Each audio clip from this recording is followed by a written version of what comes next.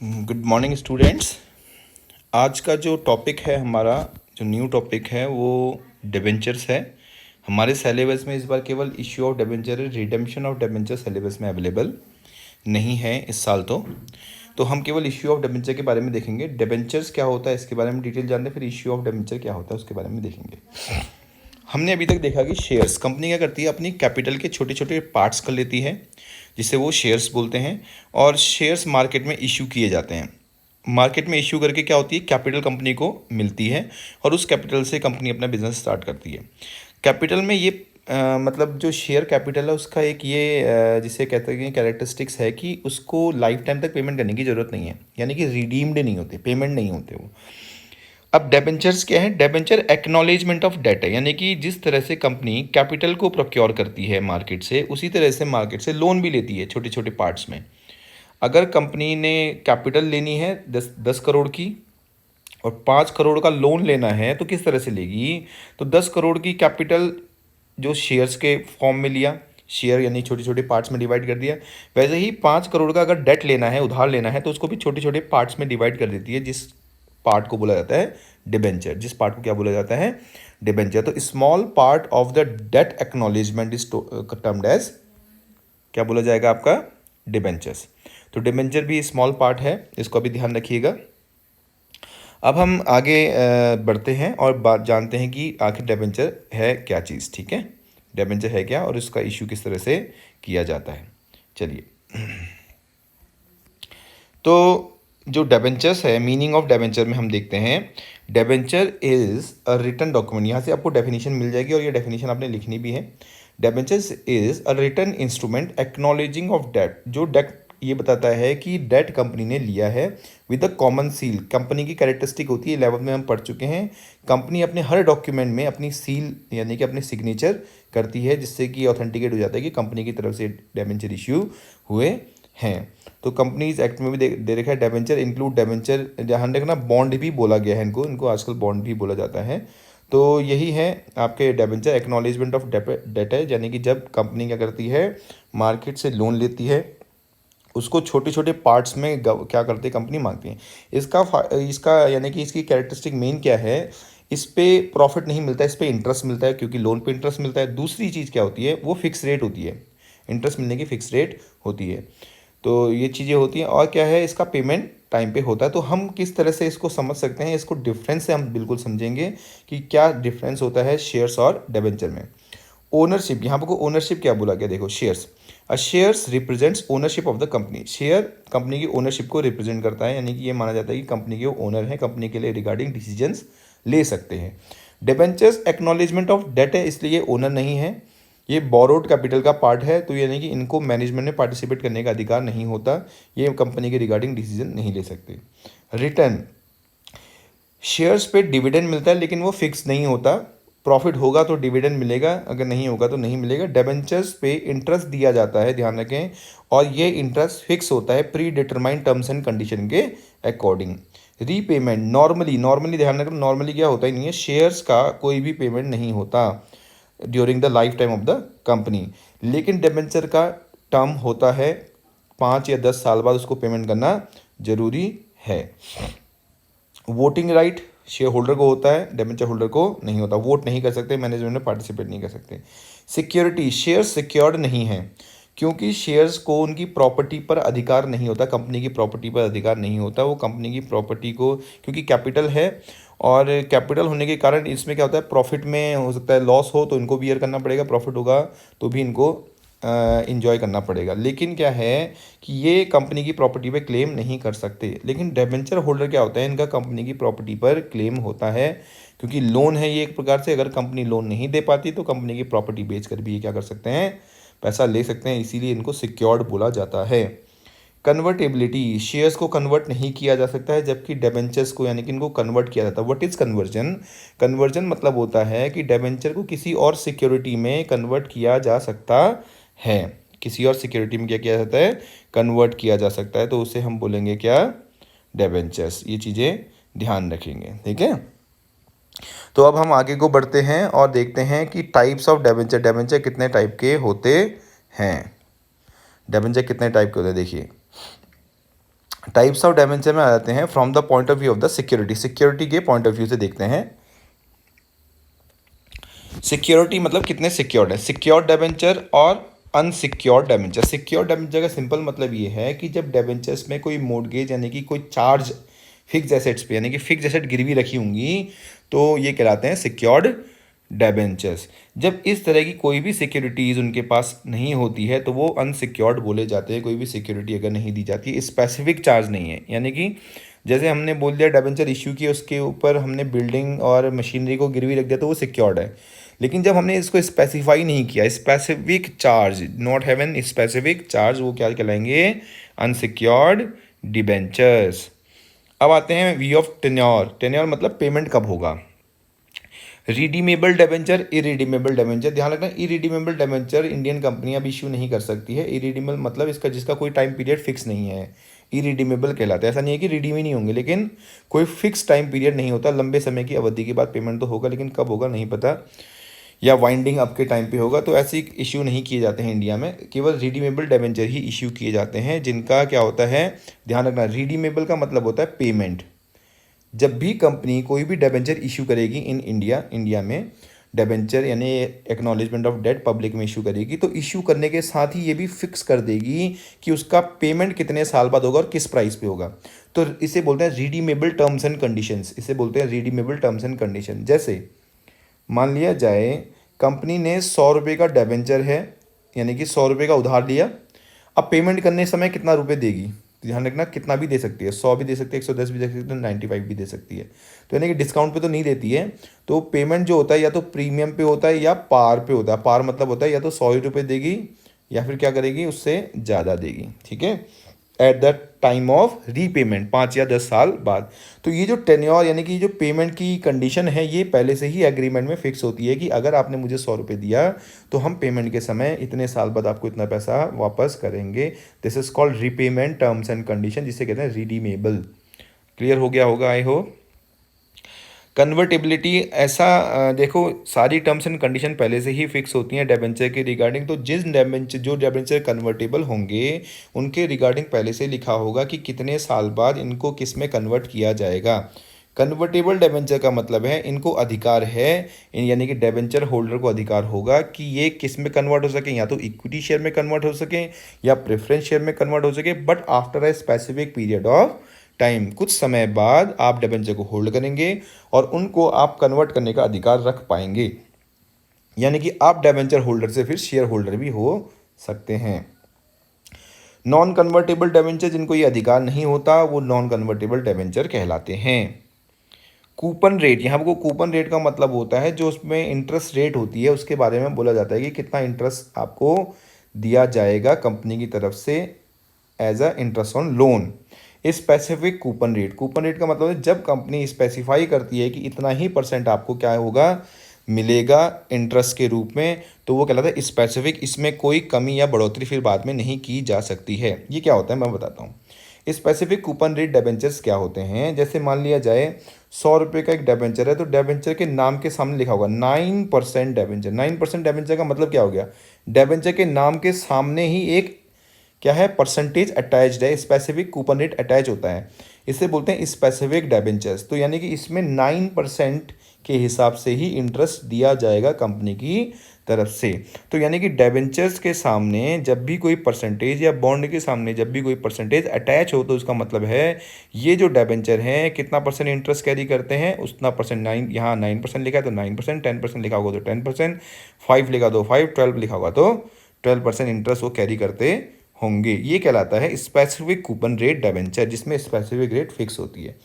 एक होते हैं zero coupon rate. Zero coupon rate क्या होता है, इसमें कोई रेट फिक्स नहीं होती, बल्कि इसमें इंटरेस्ट कैसे होता है, इंटरेस्ट होता है सब सब्सटेंशियल डिस्काउंट पे इश्यू होते हैं, और पेमेंट होता है नॉमिनल वैल्यू पर। मतलब अगर मान लिया जाए किसी डिबेंचर की वैल्यू 100 रुपये है, तो कंपनी आपको इसको 90 में ही दे देगी। कंपनी कहेगी कि हम इसको 90 में लेंगे, लेकिन पेमेंट करते समय हम आपको कितना देंगे, 100 रुपये देंगे। तो इसमें कोई फिक्स रेट नहीं होती। ये डिबेंचर आपको क्या होते हैं, डिस्काउंटेड रेट पर इशू किए जाते हैं और पेमेंट इनका पार वैल्यू पर होता है, इसीलिए इनको जीरो कूपन भी बोला जाता है। registered debenture or bearer debenture. Registered debentures are those debenture in respect of which all details including names, address of the particular holding of the debentures are entered in the register. अच्छा, इसमें क्या होता है, registered debenture में simple बात है कि company के बुक्स ऑफ अकाउंट्स में जो रजिस्टर होता है कंपनी के डेबेंचर का, उसमें नाम, एड्रेस सब मेंशन होता है डेबेंचर होल्डर का। लेकिन बियरर डेबेंचर क्या होते हैं? Bearer debenture are those debenture which can be transferred, जिसको आप ट्रांसफ़र कर सकते हो, बेच सकते हो किसी और पार्टी को, किसी और पर्सन को। तो उसमें कोई रिकॉर्ड नहीं रखा जाता इन डेबेंचर्स पे, यानी कि रिकॉर्ड अगर रखा जाता है तो वो रजिस्टर्ड डेबेंचर, रिकॉर्ड नहीं रखा जाता तो वो बियरर डेबेंचर कहे जाते हैं। ये कुछ ऑब्जेक्टिव टाइप क्वेश्चन हैं। मैं इसके रिगार्डिंग आपको इमेजेस भी सेंड कर दूंगा आपके गूगल क्लासरूम में, तो आप उसको प्लीज़ चेक कर लीजिएगा। फिर भी यहाँ पर को देखिएगा, ये क्वेश्चंस हैं, ये आपकी प्रैक्टिस पे आधारित हैं, जितना मैंने पढ़ाया है उसी के बेसिस पे ये डेबेंचर्स हैं। तो ये प्लीज़ आप लोग सॉल्व करें नोटबुक में, ठीक है। ये वाला है पार्ट और ये वाला है। डेबेंचर इशू कैसे हो सकते हैं, प्राइवेट प्लेसमेंट, देखो जैसे क्या है कि डेबेंचर कैसे इशू हो सकते हैं, दोनों ही तरफ है, सारे के सारे। राइट इशू नहीं हो सकता, ध्यान रखना, राइट इशू केवल शेयर्स का होता है। तो ये जो सी पार्ट है ये करेक्ट है। The debenture which is convertible into equity, ये सारे के सारे वही पार्ट है जो मैंने आपको बताया था। इसको करने की कोशिश कीजिएगा। अब हम आते हैं टर्म्स ऑफ इशू, ये बहुत इंपॉर्टेंट है और यहाँ से एक क्वेश्चन ज़रूर आएगा, आप ये ध्यान रखें। इस वाले पार्ट से क्वेश्चन कंफर्म है, जहाँ तक मैं सोचता हूँ कि कंफर्म 6 मार्क्स का क्वेश्चन आना चाहिए, और देखते हैं कितने मार्क्स का क्वेश्चन आता है। लेकिन 4 मार्क्स से 6 मार्क्स तो कंफर्म ही है, यानी कि 4 to 6 मार्क्स का क्वेश्चन ये कंफर्म है, ये चीज़ ध्यान रखें। आगे आते हैं इस टर्म्स ऑफ इशू। अब टर्म्स ऑफ इशू क्या होता है? टर्म्स ऑफ इशू क्या होता है? जब भी डिबेंचर इशू किए जाते हैं, यानी कि जब भी मार्केट में बेचे जाते हैं, तो बेचने के साथ कंपनी ये भी बता देती है कि हम इसका पेमेंट कब करेंगे और कितने रुपए पर इसका पेमेंट होगा, जिसे बोलते हैं रिडीमेबल टर्म्स। जिसे बोलते हैं क्या? Redeemable terms. तो यहाँ पर को क्या है, देखिए कितनी कंडीशन है, 6 है। Issued at par and redeemable at par. देखो इशू की तो टर्म दे रखी है, साथ ही साथ क्या दे रखी है, रिडीमेबल की टर्म भी दी होती है। इशूड एट पार का मतलब होता है फेस वैल्यू। अगर डेमेंचर 100 का है, पेमेंट भी कितने पे कर रहा है, 100 पे, तो ये बोला जाता है issued at par and redeemable at par बोलते हैं इसे, ठीक है। उसके बाद है issued at premium and redeemable at par. Issued at premium मतलब 100 रुपये का डेबेंचर अगर है, आपने बेचा उसे 110 में, इसे बोलते हैं ज़्यादा पैसा लिया आपने, लेकिन पेमेंट आप कितना करोगे, पेमेंट के टाइम पे आप 100 ही पेमेंट करोगे। तो आप बोलोगे सर कंपनी ऐसा क्यों कर रही है? जो प्रॉफिट मेकिंग कंपनीज होती हैं, जिसमें बहुत ही सिक्योर्ड होता है और जो इनकम सिक्योर्ड होती है, तो लोग अपनी सिक्योरिटी को देखते हुए ऐसी कंपनी में इन्वेस्ट करते हैं कम। तो इसे मैं बोला था debenture issued at premium, redeemable at par. Next है आपका डेबेंचर इशूड एट डिस्काउंट और रिडीमेबल एट प्रीमियम। यहाँ देखिए, सॉरी ये पहला यहाँ, दूसरा यहाँ होना चाहिए था, सॉरी, चलो कोई बात नहीं, इसको भी इशू कर लें। Issued at discount and redeemable at premium, इसका मतलब क्या है, 100 रुपये का डेबेंचर है, डिस्काउंट पे इशू हुआ। अब कोई भी डिस्काउंट हो सकता है, 10 रुपये, 5 रुपये, तो 90 पे, यानी कि आपने 100 का डेबेंचर बेचा तो 90 में, ठीक है। और पेमेंट करते समय आप बोलते हो कि हम 110 रुपये देंगे, यानी कि पेमेंट भी उससे ज़्यादा करेंगे। यानी कि कंपनी को दो तरफा लॉस होता है इसमें। पहला तो इशू के समय लॉस हो गया, और दूसरा प्रीमियम पे पेमेंट करा तो वहाँ पर को लॉस हो जाता है, क्योंकि एक्स्ट्रा पैसा पेमेंट करना पड़ता है। तो ये चीज़ें आप यहाँ पर को मैं आपको क्लियर करूँगा यहाँ पूरा। इसके बाद है issued debenture at a discount and redeemable at par. यही बात है, डिस्काउंट पे इशू किया गया का मतलब क्या है, 100 का डिबेंचर अगर है तो उसको बेचा गया 90 पे, और जब पेमेंट की बारी आई तो पेमेंट के टाइम पे 100 रुपये पेमेंट होगा। तो यहाँ पर को दो कंडीशन हमको देखते हुए चलनी है, यानी कि इशू के समय हमें लॉस हुआ या प्रॉफिट हुआ, और रिडेम्पशन के टाइम पे हमें प्रॉफिट हो रहा है या लॉस हो रहा है। ये चीज़ें हमने दोनों चीज़ें देखनी पड़ती हैं। जैसे ये है issued at par and redeemable at par, आप बोलोगे 100 रुपये का डिबेंचर है, 100 पे इशू हुआ, तो इशू के समय तो कोई लॉस या प्रॉफिट नहीं है। लेकिन रिडीमेबल एट प्रीमियम, जब रिडेम्पशन होगा तो आप पेमेंट करोगे 110, 100 का लिया था पेमेंट करोगे 110, तो यानी कि रिडेम्पशन के टाइम पे आपको कितना नुकसान होने वाला है, 10 रुपये का नुकसान होने वाला है। तो यानी कि ये चीज़ें आपने समझनी होंगी। The fact you have to understand that each and every time when the debentures issued, the terms of issue has already been given, as well as the term of redemption is also there. We have to consider both terms and condition while preparation of the journal entries of these debentures, issue of debenture. तो हम इन दोनों की entry करेंगे, दोनों की condition को समझेंगे। आपका ध्यान रखना, क्वेश्चन में इस साल क्या है, रिडेम्पशन नहीं है। अभी तक जो क्वेश्चन आते थे उसमें क्या होता था, टर्म्स एंड कंडीशन दी होती थी इस तरह की, इशूड एट डिस्काउंट, तो आपको दोनों एंट्री करनी पड़ती थी, इशू की भी और रिडेम्पशन की भी। अब इस साल तो आपको रिडेम्पशन नहीं आएगा, तो केवल इशू की टर्म्स एंड कंडीशन हम देखेंगे, यानी कि इशू की टर्म्स एंड कंडीशन के हिसाब से ये क्या होने वाला है। आई होप कि आपको ये समझ में आ जाएगा। Issue at a premium and redeemable at premium, इसका मतलब क्या है, इशू प्रीमियम पे किया गया, यानी कि 100 का डिबेंचर 110 में बेचा गया, यहाँ फायदा हो गया आपको। 100 का डिबेंचर मिल रहे हैं 110 रुपये कंपनी को, तो कंपनी को 10 का फायदा है। लेकिन पेमेंट करते समय भी कंपनी करेगी हम 110 देंगे, इसका मतलब क्या हो गया, पेमेंट करते समय अब यहाँ कंपनी को क्या होने वाला है, नुकसान होने वाला है, क्योंकि 100 का डिबेंचर अब 110 में पेमेंट करेंगे। ध्यान रखना, कोई भी प्रॉफिट या लॉस हम पार वैल्यू या फेस वैल्यू से ही डिसाइड करते हैं, पार वैल्यू या फेस वैल्यू से ही डिसाइड करते हैं। इसकी जनरल एंट्री थोड़ी बहुत देख लेते हैं बेटा, देखिएगा क्या है। पहली कंडीशन देखो, issued at par and redeemable at par, मैं फिर से इसमें लिख देता हूँ। हमने 100 रुपये का डिबेंचर इशू किया 100 में, ये तो हो गया इशूड एट पार। 100 रुपये का डिबेंचर था मान लेते हैं, और कितने में इशू किया गया, 100 पे इशू किया। कोई लॉस है, कोई प्रॉफिट है, नहीं। और रिडेम्पशन क्या करेंगे, 100 का डिबेंचर रिडीम भी कितने पे करेंगे, 100। तो रिडीम की टर्म्स एंड कंडीशन देखने की जरूरत क्यों पड़ रही है, ध्यान रखना, रिडीम की टर्म्स एंड कंडीशन इसलिए देखनी पड़ती है क्योंकि फ्यूचर में होने वाले अगर लॉस हैं, तो फ्यूचर में जो लॉस होगा उसको रिकॉर्ड अभी ही करना पड़ जाएगा। तो यहाँ पर को आपको ना तो इश्यू के टाइम पे लॉस प्रॉफिट हो रहा है, ना ही रीपेमेंट के टाइम पे लॉस या प्रॉफिट हो रहा है। तो ऐसे केस में क्या होगा, देखिए मैं आपको एग्जैक्टली बताता हूँ। हम 100 रुपये मान के चलते हैं, bank account debit to x percent दे रखा है इसमें। देखो एक्स परसेंट का मतलब क्या है, हमेशा कोई ना कोई परसेंटेज यहाँ पर को गिवन होगी, तो आपने वो परसेंट अटैच करनी है, इसीलिए बोला जाता है इसमें specific coupon rate, specific coupon rate बोला जाता है। तो यहाँ पर को क्या बोलोगे आप, एक डिबेंचर अगर आप इशू करें 100 रुपये वाला, तो यहाँ 100 रुपये मिलेंगे और यहाँ पे भी 100 रुपये आपको मिल जाएंगे। क्लियर हो गया। तो 100 रुपये मिलने के बाद फिर आप क्या करोगे, bank account debit to debenture application and allotment, और debenture application and allotment to debenture. जैसे शेयर होता है वैसे यहाँ पे भी होता है। Bank account debit to share application बोलते थे, यहाँ पे भी वही बोलेंगे। Bank account debit to share की जगह क्या आ जाएगा, debenture application and allotment. Allotment क्यों, क्योंकि यहाँ हम पूरा पैसा एक साथ मांग रहे हैं, इसलिए एप्लीकेशन भी वही है और अलॉटमेंट भी वही है, इसलिए इसको बोला गया है एप्लीकेशन एंड अलॉटमेंट। ध्यान रखें, ठीक है। ये हो गया आपका पहला टर्म। दूसरा क्या हो गया, फिर आपने ये एप्लीकेशन मनी को क्या कर देना है, ट्रांसफर कर देना है। जैसे हम शेयर कैपिटल में ट्रांसफर कर देते हैं, यहाँ आप कहाँ ट्रांसफर करोगे, डिबेंचर में ट्रांसफर करोगे। Debenture application and allotment account debit, जैसे share application account debit to share capital कर देते हैं, वैसे ही debenture application account debit to debenture करेंगे 100 रुपये और 100 रुपये। इसमें ना तो कोई प्रॉफिट हुआ ना कोई लॉस हुआ, इसलिए क्रेडिट साइड और डेबिट साइड में कोई भी प्रॉफिट या लॉस की एंट्री यहाँ पर कोई अवेलेबल नहीं है, ये चीज़ें ध्यान रखें। तो ये तो था सिंपल सा केस जिसमें आपको कोई प्रॉफिट या लॉस नहीं हुआ। देखो एक एग्जांपल भी इसने दे रखा है, a company issued 1009% debenture of 100 each at par. At par का मतलब है पार पे 100 का डिबेंचर 100 पे इशू किया गया।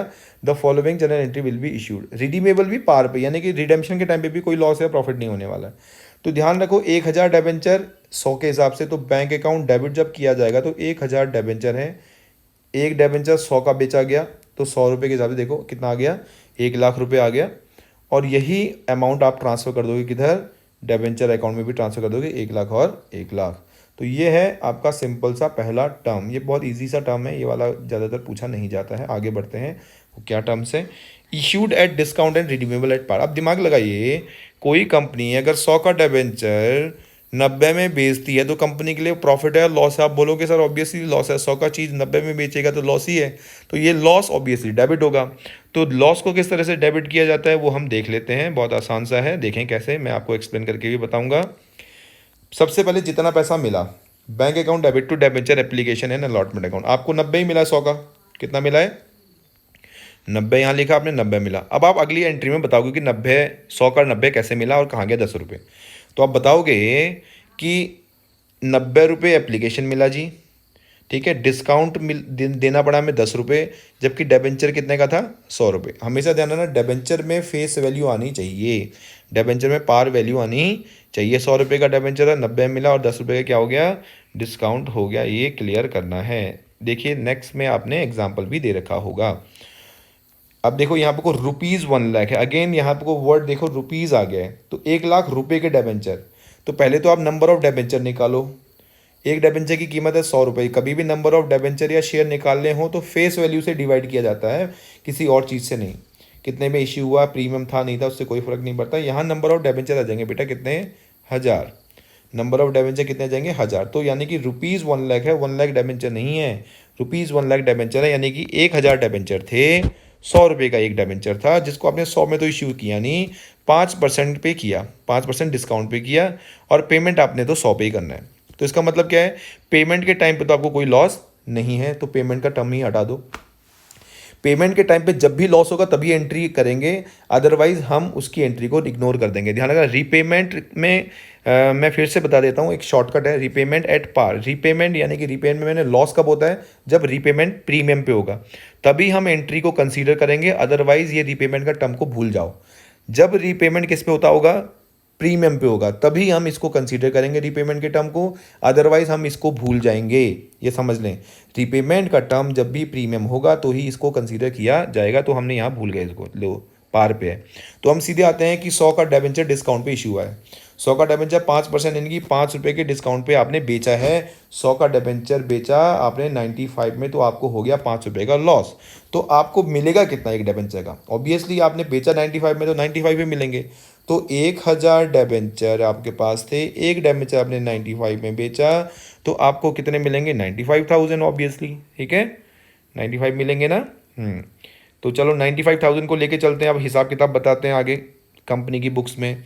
कंपनी को अब ये अकाउंटेंट बताएगा कि 95,000 मिले हमें, और हमें ₹5,000 डिस्काउंट देना पड़ा। वो बोलेगा 5,000 कहाँ से आया, बोलेगा हमारे पास 1000 डेबेंचर थे, और एक डेबेंचर पे डिस्काउंट कितना है, ₹5, तो 5,000 का डिस्काउंट हो गया। और डेबेंचर की फेस वैल्यू कितनी है, हमेशा डेबेंचर में क्या आएगी, फेस वैल्यू आएगी ₹1,00,000।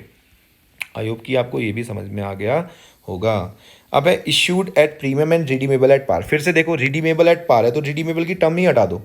जब तक रिडीमेबल एट प्रीमियम नहीं होगा तब तक हमने रिडेम्पशन की टर्म को लेना ही नहीं है। तो केवल इश्यूड एट प्रीमियम को देख लेते हैं, यानी कि डेबेंचर हमने ₹100 का है, 110 में बेचा, तो ऑब्वियसली यहाँ फ़ायदा है। आप बोलोगे सर फ़ायदा हो गया ₹10 का, तो फ़ायदे क्रेडिट होते हैं, तो यहाँ पे को ₹10 देखना क्रेडिट होगा। ऊपर डिस्काउंट में देखो लॉस था तो डेबिट हो रहा था डिस्काउंट, यहाँ पे को फ़ायदा है तो यहाँ क्रेडिट होगा।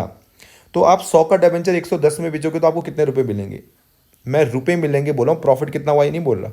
आपने ₹100 की चीज़ 110 में बेची तो प्रॉफिट तो 10 का हुआ, लेकिन मिलेंगे तो ₹110 ना। तो आपको जो ₹110 मिलेगा एक डेबेंचर पे, आप यहाँ लिख देंगे ₹110 आपको मिला।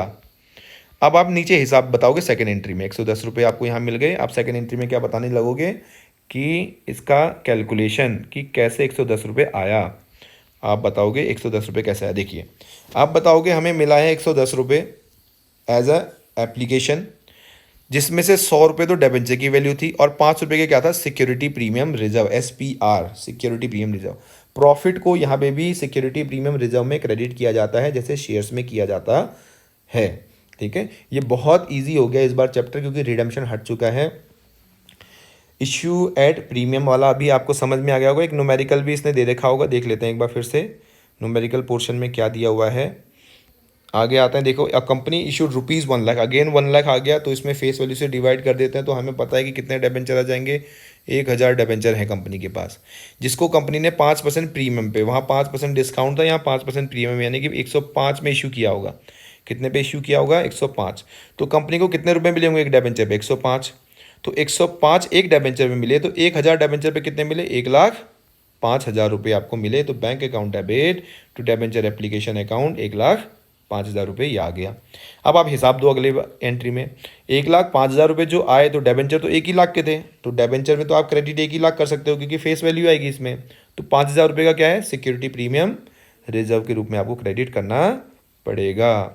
ये वाला आपको समझ में आ गया होगा क्योंकि रिडेम्पशन एट पार ही था। ठीक है, अब हम आते हैं नेक्स्ट वाले में, issued at par and redemption at premium. अब देखो यहाँ पर को, जब भी रिडेम्पशन एट प्रीमियम होगा तो ही हम टर्म को कंसीडर करेंगे, अदरवाइज नहीं करेंगे। इसका मतलब क्या है, इसका मतलब साफ साफ ये है कि आप 100 का डेबेंचर बेचते तो 100 पे हैं, लेकिन पेमेंट करने का वादा करते कि हम 110 पे पेमेंट करेंगे, यानी कि ज़्यादा वैल्यू पर पेमेंट करेंगे। तो इश्यू के समय तो हम कोई नुकसान नहीं होने वाला है, लेकिन रिडेम्पशन के टाइम पे हमने अभी से फिक्स कर दिया है कि आपको हम एक्स्ट्रा पैसा देंगे। तो ये एक्स्ट्रा पैसा आएगा कहाँ से? ये फ्यूचर में होने वाला लॉस है, जिसके लिए कंपनी अभी से प्रोविजन करना शुरू कर देगी, लॉन्ग टर्म प्रोविजन करना शुरू कर देगी। आपको पता है कि कंजर्वेटिज्म कंसेप्ट के अप्रोच के according we have to consider the future losses, we have to provide for provisions, we have to provide for the losses happening in the near future. तो यहाँ पर से यही चीज़ आपको समझनी है। जब भी रिडेम्पशन एट प्रीमियम होगा तो ही आपको एंट्री में फ़र्क आएगा। इशूड एट पार, देखो वैसे तो सिंपल ही है। इशूड एट पार की एंट्री को अगर हम देखें, मैं एक काम करता हूँ, एक चीज़ आपको मिटा देता हूँ यहाँ पर से, फिर आप देखेंगे ये क्या होता है। ठीक है, एक चीज़ पे ध्यान रखना, एंट्री पे आप कहोगे सर एंट्री समझ नहीं आ रही, तो एंट्री बहुत आसान सी है समझने के लिए, मैं अभी आपको समझा देता हूँ। देखिए मैं एक काम करता हूँ, मैं इस वाले टर्म को एक बार डिलीट कर देता हूँ। ठीक है, इस वाले टर्म को एक बार डिलीट करता हूँ और अब एंट्री को पढ़िए आप। इशूड एट पार, आपका 100 का डिबेंचर 100 पे इशू हुआ, आपका 100 का डिबेंचर कितने पे इशू हुआ? 100 पे इशू हुआ, इसी मान के एंट्री चलते रहिए। तो सिंपल बात है, 100 रुपये यहाँ मिले, 100 रुपये यहाँ मिले, 100 रुपये आपने ऊपर लिखे डिबेंचर एप्लीकेशन में, और 100 रुपये ही किसके हैं? डिबेंचर के। 100 रुपये किसके हैं? डिबेंचर। डिबेंचर में फेस वैल्यू आएगी, मिला भी 100 रुपये है, बैंक में भी 100 रुपये, यहाँ भी 100 रुपये। तो ये बीच की सर एंट्री काटी, उसका मतलब क्या है? वो जो एंट्री है उसको याद कर लो आप। अब मैं ये एंट्री को आपको दिखाता हूँ, ये क्या है। जब भी रिडेम्पशन एट प्रीमियम आएगा, जब भी क्वेश्चन में रिडेम्पशन एट प्रीमियम आएगा, तो ये जो एंट्री मैंने काटी थी इसको याद कर लो। ये आपने चिपका देनी है बीच में।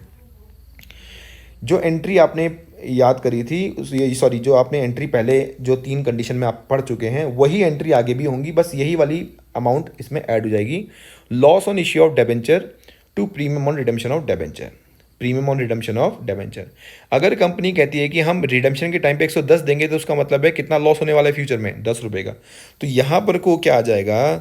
10 रुपये और 10 रुपये। क्या है बताता हूँ।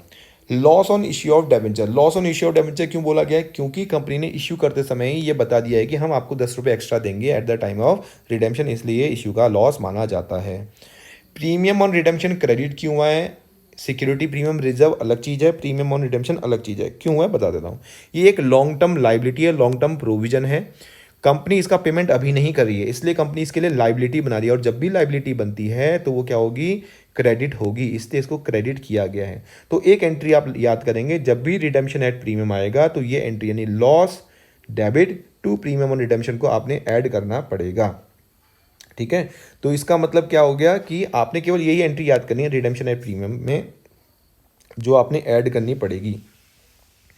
देखो जैसे एग्जांपल भी बोल रहा है 1000 डिबेंचर है 100 रुपये वाले, इशू तो पार पे ही किया है। देखो तो यहाँ पर से हम इस वाली एंट्री को डिलीट कर देते हैं, एक बार इस वाली एंट्री को डिलीट कर देते हैं, तो क्वेश्चन बहुत ईजी हो जाता है। ये लॉस को हटा दो पहले, लॉस को हम बाद में ऐड कर लेंगे वाली एंट्री। तो क्या हुआ? 1 लाख के डिबेंचर 1 लाख रुपए मिल गए, बस ठीक है। यही तो है bank account debit to debenture, जो सबसे पहली एंट्री, जो सबसे पहली कंडीशन हमने, ये 5वीं कंडीशन है, देखो सॉरी ये 4थी कंडीशन है। हमने सबसे पहली कंडीशन क्या पढ़ी थी? Debenture issued at par and redeemable at par. तो वहाँ पर को भी यही एंट्री हुई थी ना, bank account debit to debenture और debenture to sorry debenture application to debenture at par ही है। तो ये एंट्री कब ऐड होनी है? ये एंट्री तभी ऐड होगी जब डिबेंचर का रिडेम्पशन प्रीमियम पे होगा। जब डिबेंचर का रिडेम्पशन किस पे होगा? प्रीमियम पे होगा। Loss on issue debit to premium, कितना रुपए लॉस हुआ है सर? 5 रुपये। कैसे 5 रुपये? लिखा हुआ है रिडेम्पशन के टाइम पे हम कितना रुपये देंगे एक्स्ट्रा?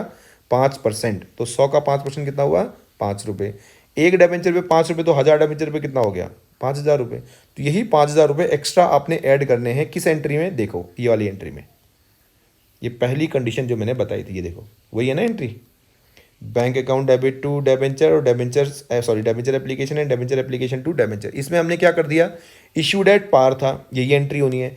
रिडीमेबल एट अगर प्रीमियम हो जाएगा तो आपने क्या करना है? यहाँ पर कोई एक एंट्री बीच में ऐड कर देना है इन जगह, क्या? लॉस डेबिट और क्रेडिट में आ जाएगा to premium on redemption of debenture. अब देखो आप यही बोल सकते हो यहाँ पे भी अगले वाले में, अगर यहाँ पर को ऐसा होता issued at discount and redeemable at premium होता, तो क्या एंट्री हो जाएगी? दिमाग लगाओ। प्रीमियम हो जाएगा तो कुछ नहीं, एंट्री तो यही रहेगी। तो वो जो प्रीमियम का होगा पार्ट, उसको हम ऐड कर देंगे यहाँ पर को। क्या कर देंगे? देखो यहाँ पर को लॉस डेबिट, ये देखो सबसे पहले क्या लिखेंगे? Debenture application account debit, discount का तो लॉस हो ही रहा है, डिस्काउंट डेबिट। एक और चीज़ डेबिट हो जाएगी अब, क्या? Premium on sorry loss on issue of debenture debit. और क्रेडिट में क्या जाएगा? To premium on redemption of debenture. काम हो गया। यानी कि आपको याद यही करना है, बस एक एंट्री किस समय की, रिडेम्पशन एट प्रीमियम, यानी रिडीमेबल एट प्रीमियम की आपको याद करनी पड़ेगी। जब भी रिडीमेबल एट प्रीमियम का टर्म आएगा वो नॉर्मल एंट्री में आपने उसके बीच में उसको अटैच कर देना है। उस एंट्री का इश्यू से कोई फर्क नहीं है, बस वो ऐड होती है, एड ऑन होती है। कौन सी एंट्री में? सेकंड वाली में, पहले वाली में नहीं। ठीक है, बैंक वाली में नहीं होती, वो सेकंड वाली में ऐड होती है। देखो अगले वाले में आप देख लोगे, पता चल जाएगा। अभी हमने देखा था issued at par, redeemable at premium. अब वो ये वाला टर्म आ जाएगा जो मैंने अभी आपको बताया था, issued at discount and redeemable at premium. देखो आ गया, issued at discount and redeemable at premium. देखो क्या हुआ अब यहाँ पर को क्या है, आपने डेबेंचर इशू किया 100 का, मैं यहाँ पर क्लियर कर रहा हूँ आपको। देखो 100 का डेबेंचर इशू किया 90 में, 10 रुपये का यहाँ लॉस खा लिया कंपनी ने। ठीक है, और अब देते समय, पेमेंट करते समय कंपनी के लिए 110 देंगे, यहाँ पे भी लॉस हो रहा है कंपनी को, दो तरफा लॉस हो रहा है। कितने रुपए का? 10 रुपये का यहाँ डिस्काउंट का और 10 रुपये का नुकसान जब आप पेमेंट करोगे, तो यानी टोटल लॉस हो गया 20 रुपये का। इसको या तो आप इंडिपेंडेंटली दिखाइए या आप कंबाइंड दिखाओ। ठीक है, तो यहाँ पर को क्वेश्चन वाला ज़्यादातर कंबाइंड दिखाता है। ये 20 रुपये का जो लॉस होगा सीधे सीधे यहाँ डेबिट कर देगा। ठीक है, डिस्काउंट भी इसमें इन्वॉल्व होगा, ध्यान रखना। या तो आप क्या करो, या तो आप करो कि 10 रुपये का डिस्काउंट अलग दिखाओ और 10 रुपये का लॉस अलग दिखाओ। देखो कैसे करेंगे। 100 का डिबेंचर 90 में इशू हुआ, उसकी एंट्री करते हैं। 90 रुपये मिले हमें। ठीक है, 90 रुपये मिले, 90 रुपये यहाँ एप्लीकेशन के मिले, वो दिखा दिए। लॉस कितने का हुआ? 20 रुपये का हुआ। कहाँ से हुआ? मैंने आपको बता दिया था, 20 रुपये का लॉस हुआ। अब देखो क्लियर कैसे करेंगे। डिबेंचर तो 100 का था ना, डिबेंचर 100 का था, और ये जो प्रीमियम ऑन रिडेम्पशन कितने का है? 10 का है। यानी कि रिडेम्पशन के टाइप पे आप प्रीमियम कितना दोगे? 10। अब आप बोलोगे सर ये 20 और यहाँ 10 क्यों? बताता हूँ। ये 20 इसलिए क्योंकि यहाँ दो चीज़ों का लॉस ऐड है। इसमें आप क्या कर सकते हो, इस लॉस ऑन डिबेंचर को अलग से भी दिखा सकते हो। एक को डिस्काउंट रूप में 10 रुपये, एक को लॉस के रूप में कितने रुपये? 10 रुपये, ऐसा भी दिखा सकते हैं। ठीक है, तो इस तरह से आप क्वेश्चन को सॉल्व कर सकते हैं। तो ये हो जाएगा आपका debentures issued at discount and redeemable at premium. आज आप इतना ही करना, मैं कल फिर से रिवाइज करूँगा यहीं से। आज के लिए इतना ही है, और ये एंट्री को याद करिएगा, समझिएगा, और फिर से हम ये डिस्काउंट वाला टर्म शुरू करेंगे 5th वाले टर्म से। आई होप कि मुझे लगता है कि आपको समझ में आ जाएगा। नहीं आया तो फिर से कल यहाँ पर से शुरू करेंगे। Thank you very much.